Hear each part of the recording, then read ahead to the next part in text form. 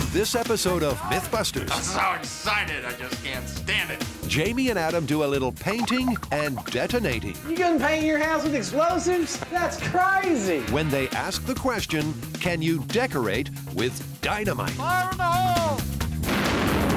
And the build team go mental when they test mind control techniques. Now I'm ready to make him take his bray out. Who are the MythBusters? Adam Savage and Jamie Hyneman. Aren't tracer rounds illegal? Between them, over 30 years special effects experience. That's what I'm talking about! Joining them, Tori Belleci, Science is fun. Carrie Byron, Guess what I did today? and Grant Imahara. You guys ready for this?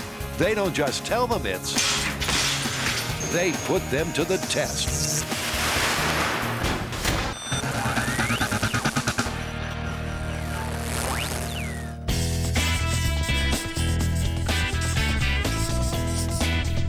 After extensive research, watching old TV reruns, Adam and Jamie have lit the fuse on a myth of explosive proportions. Attempting to take the pain out of painting, Mr. Bean shows us a home improvement shortcut. A bucket of paint, the mythical stick of dynamite, and the perfect paint job. So that's our task. This British comedy show, the guy is lazy, doesn't want to paint his room, puts a stick of dynamite in a gallon of paint and blows it up, and that's going to paint the whole room. You know, it's a chance for us to do some creative exploding of things, and I think we could have a lot of fun with it. To recreate the myth, they'll need a small room, a gallon of paint, one unlucky neighbor for the human silhouette, and a dash of dynamite. What's the plan? Well, because it'd sort of defeat the purpose of this whole thing if you blew up the actual house that you were trying to paint in the process of using explosives to spread the paint. Yeah. So I think we should use a real house, like we did in Bug Bomb. Big boom, big boom, big boom! In Bug Bomb, they used a real house and did some real damage. But with house prices heating up, they'll have to build a house of their own. That's what we're talking about! To stick to the myth, their property needs just one property. It has to have the structural integrity of a real home. But with only a day to build it, the schedule is tight. Okay, here's what I've got for a materials list. They have their list for supplies, and they head for the hardware store. So you got your list? No, I forgot the list. You did. I totally did. I drove down here without my truck.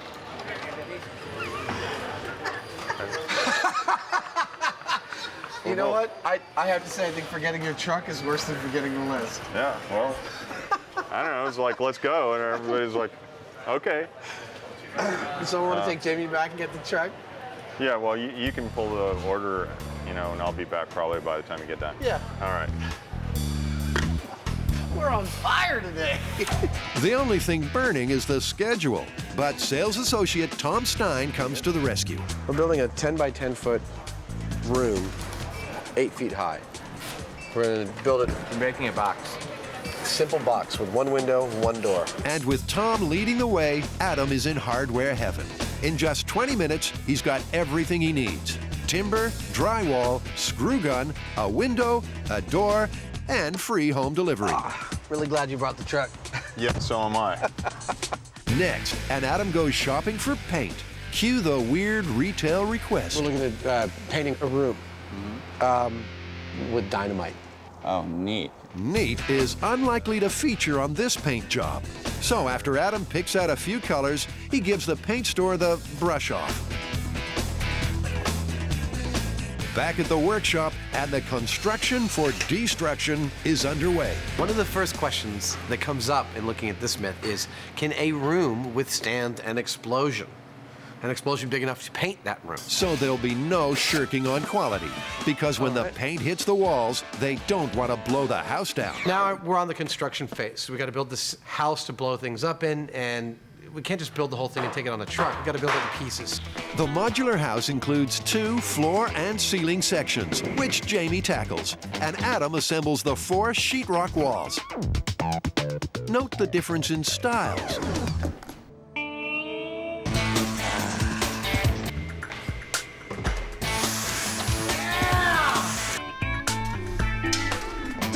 This is the rockinest thing. That is some cool ass. They're done and on schedule. This has convinced me to hire someone else to do the renovation in my house. And with the neighbors a little sensitive about dynamite in the backyard, our team of painters and detonators pack up and head for the Alameda County Bomb Disposal Range. Hold on. Don't tell me. So you checked the height on this, right? It's a miracle! The team load up and find that it's not the size of the house you erect, but whether it fits in the truck.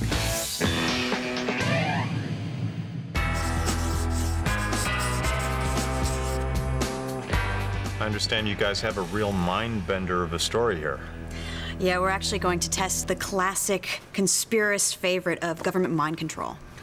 Well, that could be all sorts of things, couldn't it? I mean, like hypnosis, for example, or I know they did some testing where they put electrodes into your brain, they put a little current through it, they can make you do certain things.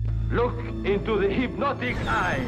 It's long been a sci-fi favorite. In the 1950s, mind control was a recurring theme in B-movies, where women became the playthings of a psychic psycho. Your body is growing stiff. Today, conspiracy theorists claim governments still use an array of mind control techniques to have their wicked way with Joe Public. Well, yes, it could be many, many things, but ethically here on MythBusters, we can't go around putting chips in people's heads. So we're going to start right off from the beginning and define it very narrowly. And our definition of mind control is a device which can remotely influence a person's behavior without their knowledge or their consent. We're also going to use the criteria that you guys used on free energy. We're only going to use plans, kits, or patents that we can find on the web.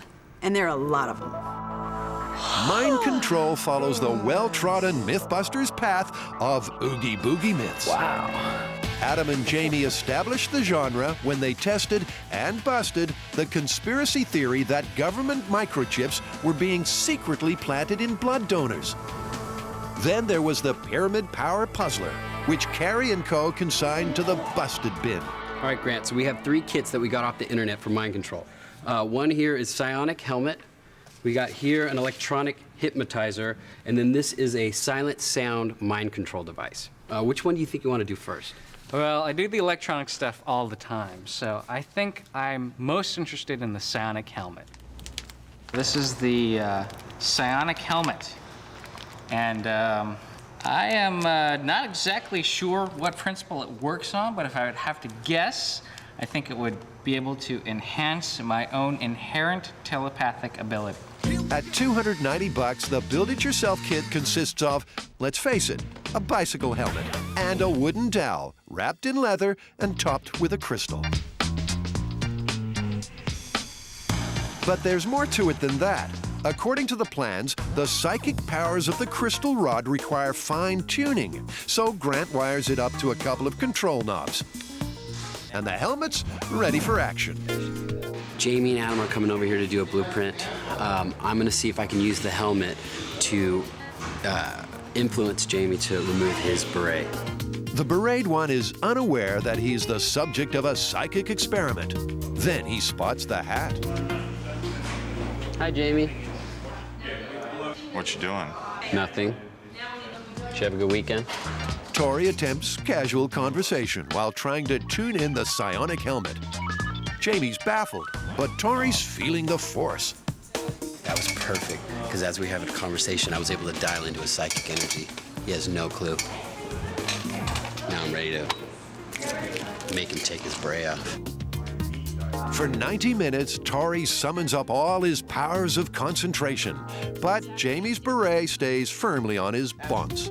My opinion right now is that the psionic helmet is totally busted, but I'm not going to give up yet. I'm going to keep trying.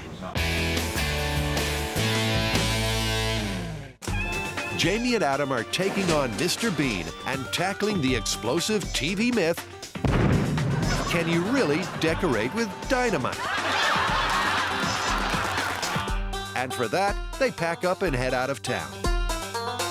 I'm sitting in a crater at the Alameda County Sheriff's Department bomb range, or as I like to refer to it, the happiest little place on earth. Hey, guys. Hey, good to see you again. Good to see you again. Joining Adam and Jamie for the TNT party are fellow explosive enthusiasts, Sergeant J.D. Nelson of Alameda County Bomb Squad and retired FBI agent Frank Doyle. Well, the main thing I'm concerned with about this test is whether or not our room, which is built to code, building code, whether it's going to hold up to a stick of dynamite in the middle, or is it just going to, like, you know, blow out? With the quantity of explosives we're going to use, I would say that the room will probably hold together, but don't hold me to that. Okay. Before they put FBI Frank's prediction to the test, they have to assemble their very own little house on the bomb range. I'm putting the foundation down. Cue the build sequence. And with a little help from the post-production department, they finish in record time. Remember, kids, I've got health insurance. After Adam comes back to Earth, he and Jamie check out their handiwork. The location could be a problem. After all, who wants a room with a view of the bomb range? But with a little interior decorating, it'll be home sweet home. We built a house in a half a day. It ain't pretty, but I think maybe it'll dress up with a nice coat of paint. To match the myth, the explosion has to completely cover the room in paint, except for the human silhouette. Jamie couldn't find a real volunteer to stick around while the dynamite detonates, so he volunteers Rescue Randy, the Simulade. I'm gonna hang the Simulade. I'm gonna put them about here because we want to get one of these sort of patterns on the wall from the spray of paint. Hopefully. Adam takes care of the paint placement, but with a slight deviation from the clip. I took the paint out of its metal can and put it in a plastic bucket because, well, the sheriff's department, the owners of the bomb range, the FBI are all a lot more comfortable if we don't have metal creating shrapnel and we just use a plastic bucket full of paint. Makes a lot more sense to them. Which leaves just one key ingredient, the dynamite. And arson investigator Joe Conafal arrives just in time. But he's not here to arrest Adam and Jamie for their history of explosive exploits. He's the man with the bang. What we have is a plastic container that contains 1/3 pound of...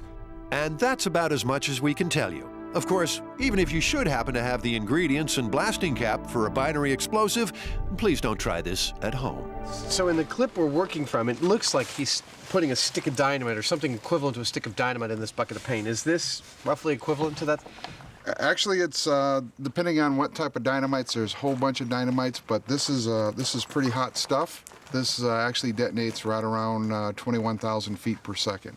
21,000 feet. This is that's like definitely more than 10 times as fast as a bullet. Yes, it would be. Wow. There's no turning back. Joe finishes mixing the myth equivalent stick of dynamite. And with the explosive cocktail ready for detonation, the final preparations are carried out. The bucket of paint is in position. JD lays out the firing line. Non-essential personnel are cleared from the area. The blasting cap is attached to the explosive, which, just like the myth, is simply placed in the paint. And finally, the firing line is attached to the blasting cap. With the system hot, the anticipation builds. I'm so excited, I just can't stand it. This is just another one of those days where you go through the motions and you put everything together. You know, you build a house in the morning, then you decide to figure out how to paint with explosives in the afternoon. It's just another day for us on MythBusters, man. There's just one question. Who's the button man? Heads. Heads it is. Give me my quarterback. With Adam's finger twitching, JD clears the area and... Fire in the hole! Fire in the hole! everyone gets serious. What does this do? Psst. Well, almost everyone. It's go time. Painting with explosives. And 5, 4, 3, 2, 1. Tori has been trying to get his head around taking Jamie's hat off. Playing with your knobs. But the beret remains firmly in place. Meanwhile, Grant has been busy assembling the 2 other mind-altering devices he found on the internet. First, the electronic hypnotizer. Believe it or not, its flashing light and pulsing tone can supposedly send people into an hypnotic trance. The tones go from very fast and very high pitch to very slow and drony. Mostly they're just really annoying. Next, Grant tackles every conspiracy theorist's favorite, subliminal sound. This device works on audio. It takes your voice commands and embeds them in some kind of music or other program material, audio program material. Subliminal messaging. Exactly. That's cool. This whole subliminal advertising idea started in 1957. There was a man named James Vickery. He was an advertising promoter. Now, he claims that popcorn sales went up by 58% and soda sales went up by 18% when subliminal messaging was inserted into movies in a New Jersey theater. Well, that's a good story, but no one has been able to substantiate those claims or reproduce those results ever since then. From the subliminal back to the ridiculous, Tori takes to the road to try out the Psionic helmet on the American people. We are on a serious mission to test the mind control device, so we're gonna take it out into the public. We're gonna go to one of our favorite coffee shops. We're gonna test it there, see if it works. Tori's psychic master plan is to place an order without moving his lips. He's all set with drinks? Yeah, with some lunch. General Manager Rachel Law plays along, suspecting this guy in the helmet may have escaped from an institution. Double espresso? Cappuccino? Juice squeeze? Coffee? She runs through every beverage on the menu, except the one that Tori is trying to project. Espresso? Half sandwich and soup? This isn't working. This thing sucks. All right, give me a mocha. Mocha? Single? Thanks. Make it two. All right. So you didn't get the message of mocha. No. They did. We got it. So weird. We were both thinking, God, That guy wants a mocha. I can't even figure it out. Are you sure you didn't have it pointed the right way? Yeah, you must have had it on backwards. Right? That's what happened. Tori's fooling no one. If they want to test mind control properly, they're going to have to quit the clowning around. Back at the Alameda Bomb Range, Adam and Jamie are about to test an explosive home improvement myth. My money's on that this is going to cover roughly 30 to 40% of the room with yellow paint. It's DIY MythBuster style. Not so much do-it-yourself, more detonate it yourself. It all comes down to that moment when you hit the switch, and then either it works or it doesn't. If it doesn't work, there's always take two. If it does work, you'll get the I can't believe I do this for a living laugh. 3, 2, 1. There's the explosion. And there's the laugh. I don't think I'd want to be in that room. I think it got a little larger. It may have got larger, but what about the paint job, the state of the room after the blast, and was there any sign of a simulated silhouette? Whoa!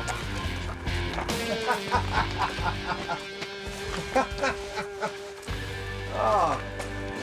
It was kind of hard on the room. That's hilarious. Well, I think we set everything up just right, and when we set off the explosives, the first thing it did was destroy this room. The second thing is, it only covered about 40%. I mean, both of those bust this thing wide open. It's not possible with something that's equivalent to a stick of dynamite to paint a room.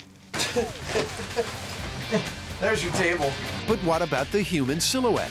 There's no outline to speak of. And more importantly, if you were in this room, I would say you would go from something like a chuck roast to a filet mignon. In other words, you'd be very tenderized. Myth-busted. Yeah, shockingly. What we saw on television is not replicatable in reality.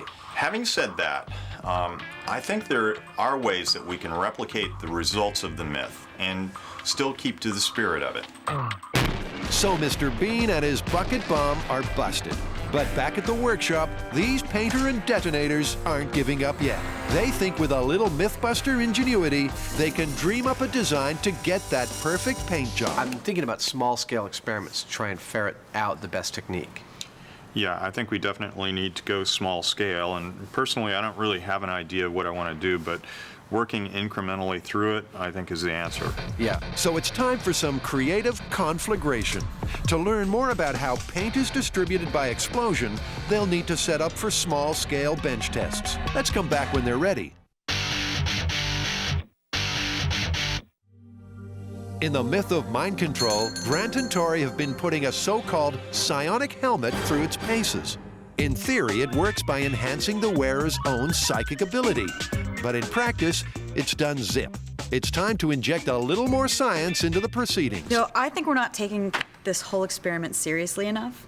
I definitely think that we need to introduce a really controlled environment and get a little more rigorous with our regime. I think what we need to do is build some kind of a chamber that isolates the subject, gets rid of all the distracting variables, so that way we can kind of see if there is any influence that these mind control devices are having. Also, I mean, they all claim to affect the brain waves in some way. So I would really like to get an EEG in here and hook it up, because that is how they measure brain waves in medicine. EEG machines monitor the working of the human brain in real time. A network of electrodes detects minute changes in electromagnetic energy, released when neurons in the brain fire. So using one to measure mind control is a bit of a brainwave. This is perfect, because if we could see that these mind control devices affects any bit of the brainwave, that there might be some validity to this mind control stuff. So they get to work building an isolation chamber in which they'll test out various devices on an unsuspecting subject who'll be wired up to an EEG machine.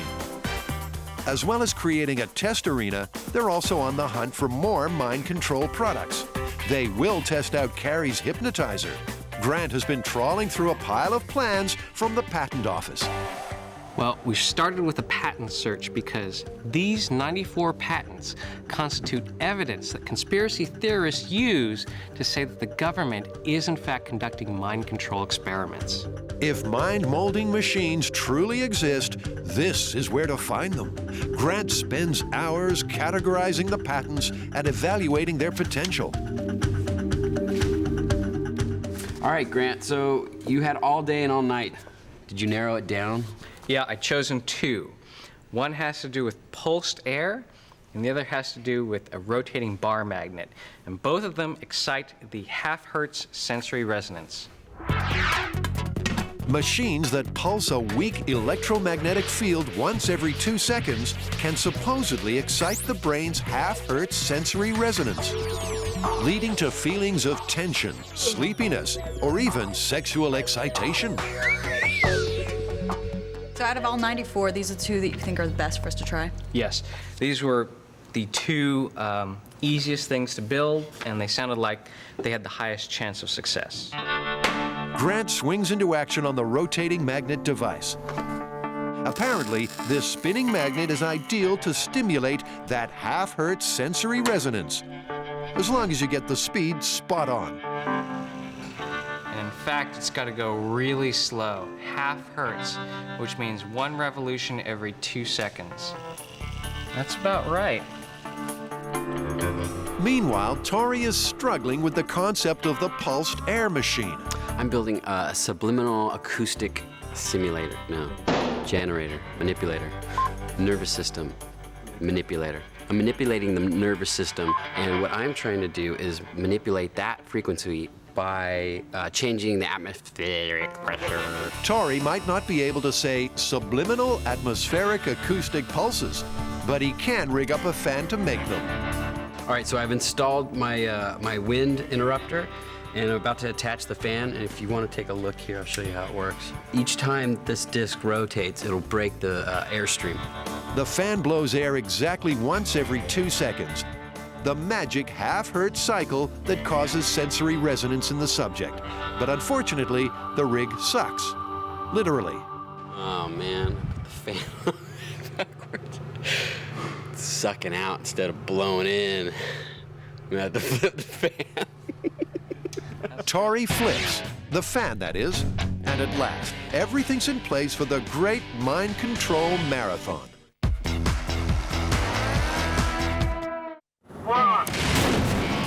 Adam and Jamie know all about the Big Bang Theory. For gratuitous use of TNT, look no further. Well, there's your problem.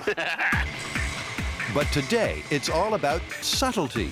With a small-scale mock-up, they're using their explosive nous to paint a one-room house. This blast chamber will contain the explosions, and the white walls will illustrate the paint coverage. That's beautiful. Adam, inspired by yesterday's state-of-the-art binary explosive and firing system, designs his own ignition switch. With standard 5-gram packets of black powder and a set volume of paint, the determining factor will be the delivery device. Their first test is a control using a replica of Mr. Bean's bucket bomb. A repeat of yesterday's results, and they know their scale setup is accurate. In 3, 2, there's just as likely nothing's gonna happen, but here we go. 1. Yay! That was fabulous. Well, all right. You gotta see this, that's great. Yep, with 40% of the rooms splattered unevenly, they've made the same mess as yesterday. Here's what I'd like to do. I think you've got a couple of ideas and I've got a couple of ideas. I'd like to make, using the 5 grams of powder, I'm gonna try something. okay. And why don't you try something and we'll run a couple more tests. We can easily fit it in before the end of the day and see if we can't get better coverage. Okay. So, Adam and Jamie, our two devotees of detonation, face off for a blast-off. Adam's approach utilizes tubes of paint, with a straw packed with black powder suspended in the middle. In 3, 2, 1. That was a little more energetic. That was. Well, I definitely got the middle of the room. Yeah, take a look at that. It's almost like just looking at this band where my charge was, that in order to use this method to paint the whole room, you'd need a column of paint and explosives, the height of the exact room. Jamie's idea is based on the mortar. A metal vessel will hold and direct the paint. An explosive charge beneath the paint will provide the spray. Here we go. In 3, 2, 1. Well, that worked just like you said it would. Well, not perfectly even, but that's the most even spray that we got. So it's clear that making something very directional, like a cannon, is somewhat effective. It's time to scale up. Adam has some good information for his tube of paint idea. And Jamie's beret brain is bubbling away with grand designs involving clusters of pyramid-shaped mortars. Our mind control masterminds have turned M5 into a psychic observation center. They've built an isolation chamber and several mind control devices which they're about to test with the help of an EEG machine. Behind me here, we have mission control. We have our audio and visual feeds so we can see exactly what's going on with our subject inside the isolation chamber. We also have a monitor which is going to show us their brain waves, and we can see if there's any sort of odd activity when we're doing our tests. Everything is set, but before they try the mind control devices, Carrie volunteers to make sure the EEG machine works. But she could be in for a shock. Hand me a bobby pin, I'll tie this in a knot. Stylist Grant Imahara has come up with a new look, which involves electrodes and conductive paste.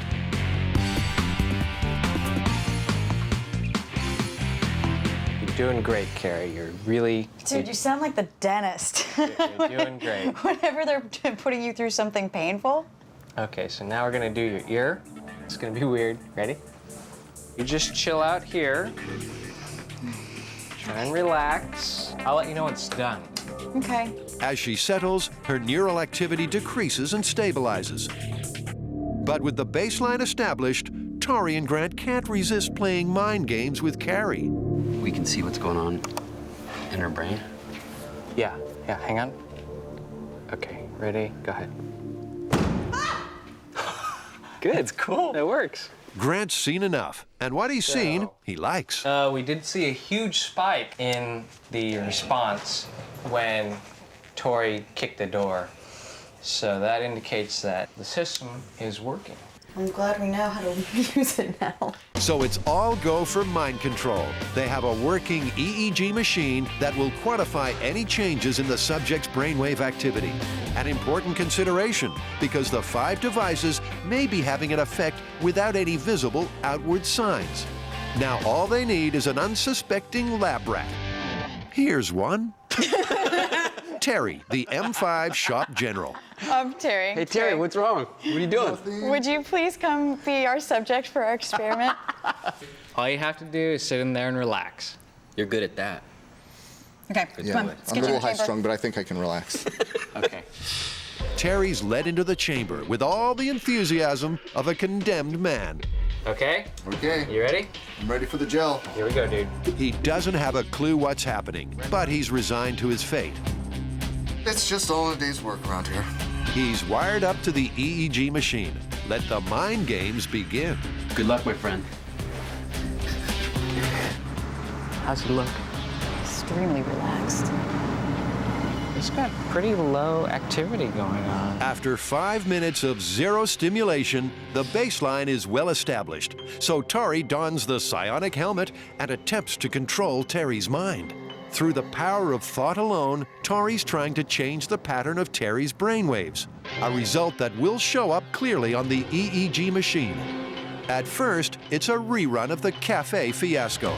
Then there's a sudden spike in brain activity. I don't know. Something spiked. Out of nowhere, it went like this. Yeah. To see if the helmet just worked, the team must wait until the EEG data comes back from the lab. But first impressions are that Terry may have fallen asleep. If he is asleep, that little glitch could have just been a dream. Or your psychic energy. It's possible. During the final 5 minutes of zero stimulation, Terry's brainwaves continue to do the lambada. You know, I wonder if Terry's mind is too advanced for this technology. Or he could just be psychotic. At the end of 20 minutes, he leaves the chamber and claims to have been dreaming. I had a dream I was going straight in the left lane, and a big semi-truck made a right. Right there on Evans and... I think we saw that right there. I think we saw you right before the accident. Yeah, there was one a point. spike. There was one point where everything was off the chart. Grant sends off the data, and when the results come back, they make slightly disturbing reading. His brain's freaking out our system. Yeah. In particular, the theta waves, which are related to sleep, were way up as if he were asleep, actually. To begin with? Even from the beginning of the test. So he's like a walking zombie. Tori breaks the bad news. You had your shot and you blew it. So step forward, John, the MythBusters researcher. It's time to get down to business. He's the only one in M5 still in the dark about the mind control experiments, so he qualifies for the job. How do you feel about high voltage shocks? On myself or others? That's the right answer. John might actually make mind control material.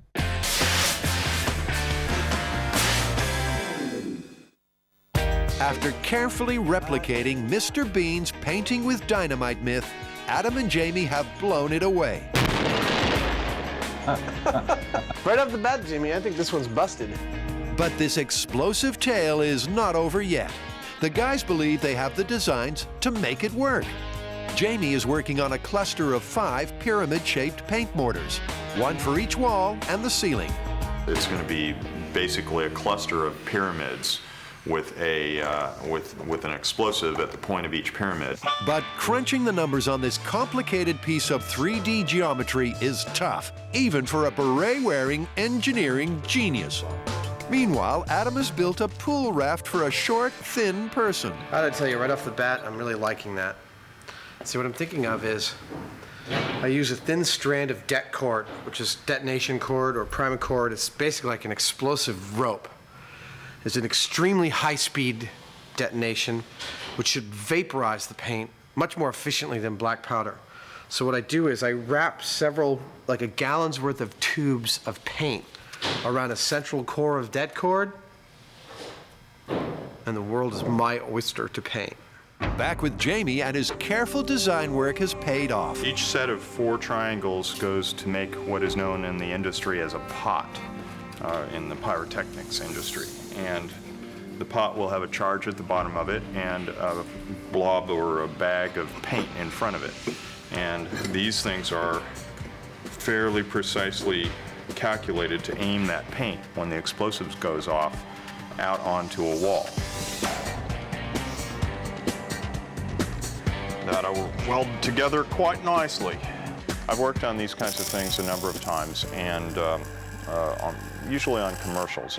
And what these do typically are they directionalize a blast to make something specific happen. Like if you want to blow a hood off a car, you would put one of these under the hood and it would direct the blast upward.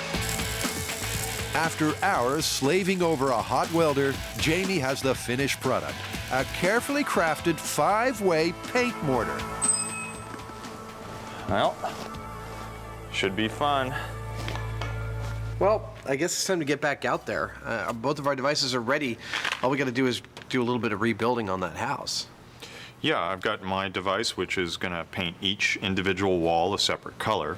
Yeah, because of that, I'm worried that you're actually going to blow out some of the walls with this, so I'm going to go mine first. The paint tubes, I think, should be the first test. Well, we got a lot of work to do. Let's get at it. All right, cool. So it's back to Alameda County Bomb Disposal Range to meet Frank. I'm glad they left the building roughly standing. Where the house that Adam and Jamie built needs to be rebuilt. This is, without a doubt, returning to the scene of the crime. I gotta somehow make this building salvageable and reusable within the next 90 minutes. The worst of the damage was to the drywall, so that has to come down. Whatever you do, don't do this at home. Ah! Don't do what at home? Bang your head against the wall or tackle a demolition job on stilts? These are drywall stilts. These are specifically made for people to hang drywall and do exactly what we're doing. And it means that I don't have to keep moving a ladder as I go around working up at a height. And they're really cool. Oh, whoa. I'm not used to the terrain. He may look like a newborn giraffe, but with screw gun in hand, Adam is on sounder footing. Could I have another string of nails? And I need another sheet of drywall. Managing just fine without stilts, Jamie has fixed up the roof. And using the forklift, he slides it into place.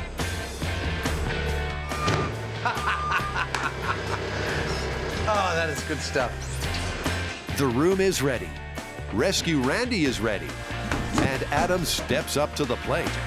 This is my super simple solution for attempting to meet all the criteria that we see in the Mr. Bean episode, i.e. a perfectly evenly coated room, a perfect outline of a person who was in that room, and a room that's still standing.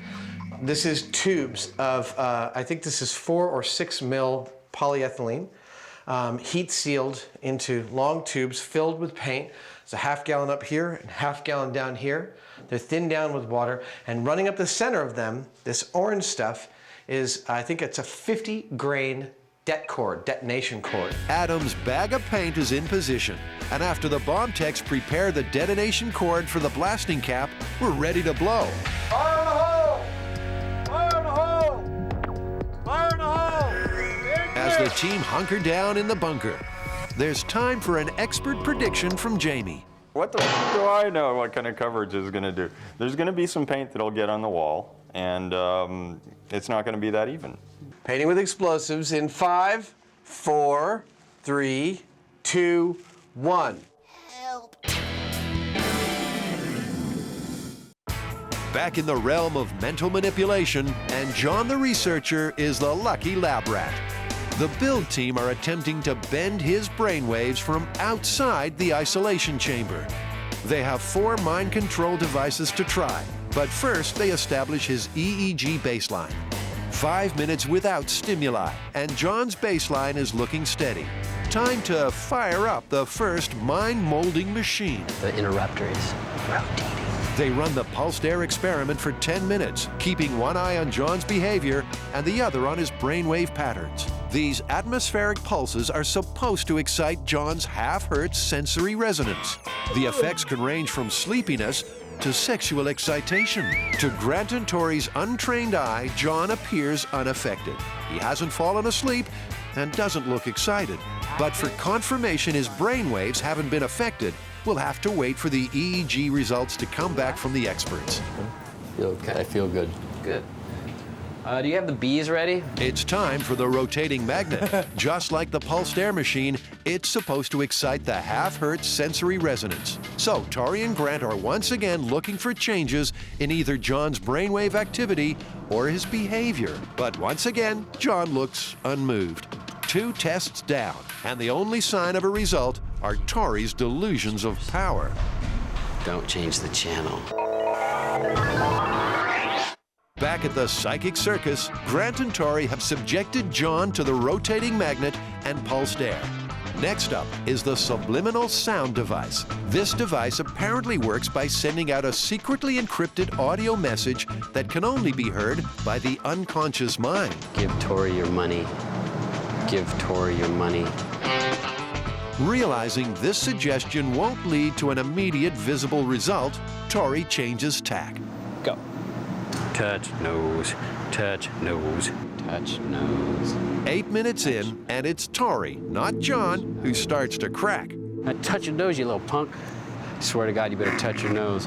Touch nose, touch nose, touch nose. Don't make me come in there, touch your nose. John's nose remains untouched, and it's time for the final test.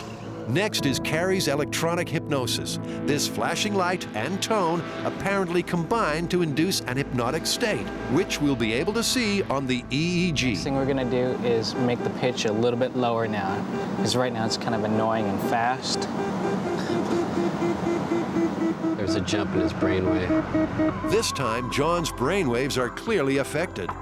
And distracted by the pulsing tone themselves, Tori and Grant miss what could be the most significant result of the experiment so far. John touches his nose. Was it a delayed reaction to the subliminal sounds? Or just an itch? The jury assembles, and it's time for the results. I gotta tell you, I really thought this was gonna be a pyramid power waste of your time, but it sounds like you might have gotten some real results on this mind control thing. The first one up is Psionic helmet. Psionic helmet totally works. No. No, I'm just kidding. No, it's until you can prove ESP, you're not going to be able to test this one, so we're calling this one busted. Not surprisingly, a crystal mounted on a bicycle helmet does not give the wearer a third eye. Okay, pulsed air. The pulsed air, it didn't show any effects on the brainwaves, and there's no real scientific evidence that proves that it works. So far, it's a waste of time. The results from the EEG experts showed the rotating magnet may have had an effect on John's brainwaves. Rotating magnets. Now, the rotating magnet actually did have an effect on John's brain waves while it was spinning. However, there's a slight possibility that it was affecting the EEG itself. There is scientific evidence to say that direct electrical stimuli can influence behavior, so we're going to call this one plausible. So with the score at 2 busted and 1 plausible, what were the results for silent sound? Although John did eventually touch his nose, it was during the final test with the hypnotizer. Plus, the expert analysis of the EEG readings came back negative, proving silent sound is busted, and it really was just an itch. Okay, hypnosis. Well, we did see a change in John's brainwave. There's evidence to suggest that remote hypnosis does work, so this one is also plausible. But it's a really limited effect, and like all of these mind control devices, they're not sophisticated enough to, say, make you buy more popcorn or drink more soda Or kill the president. Yeah. So that's it. We can all sleep safely in our beds. The final score is 3 busted, 2 plausible, and 1 more mind-boggling myth laid to rest. Jamie and Adam are having a blast. Their quest to paint with explosives has led to 2 very different designs. Adam is first, and he's painting by numbers. The numbers are 5, 4, 3, 2, 1. I see a lot of green. And the building's still standing. Well, that's a good thing. That is a very good thing. Let's go look. Are we clear to look? Let's have a look. Well, there's paint on all the cameras, but what about the walls? Oh, man. Yep, the walls have a coat of paint, But is it any good? I thought it would be a little better than that. The detonation cord looks like it was ideal. It spread the paint in a fine mist without damaging the walls. But it's not a perfect paint job. Coverage, total crap, unfortunately. Yep, that we can see. So how about some analysis? You think that it makes sense to your brain that you like get some dynamite near paint and that paint's just going to go everywhere. But in fact, actually, it's quite obvious from looking at this. And from the explosion, there's a pressure wave, and it travels in a very predictable pattern, 360 degrees from the point of detonation. And if you don't have paint in its way all the way around in equal amounts, you're going to get screwed. I'm hoping that fans have a real problem with this and email everybody about it so we get to revisit it. Before you send in those emails, Jamie still has to launch his pyramid paint bomb. Well, are you ready to set up yours? Yeah. Mythbuster pride is on the line.